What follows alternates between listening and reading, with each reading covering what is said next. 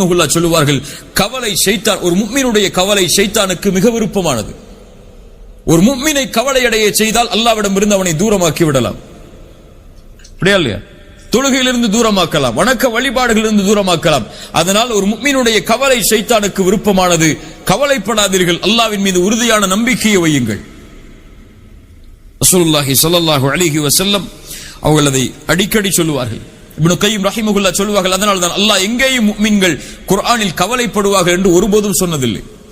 ஒன்று அல்லாஹ் சொல்லுவான் வலா தஹினு வலா தஹ்சனு, கவலைப்படாதீர்கள் என்று, அல்லது அல்லாஹ் சொல்லுவான் ஃபலா கௌஃபுன் அலைஹிம், அவர்கள் கவலைப்பட மாட்டார்கள் என்று.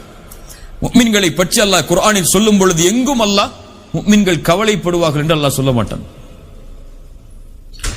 அல்லாஹ் ரப்புல் ஆலமீன் அதைத்தான் சொல்கிறான், இன்ன மஅல் உஸ்ரி யுஸ்ரா, இன்ன மஅல் உஸ்ரி யுஸ்ரா. சிரமம் என்று வந்தால் அதோடு சேர்த்து இன்பம் என்ற நிலை வரும். நமக்கு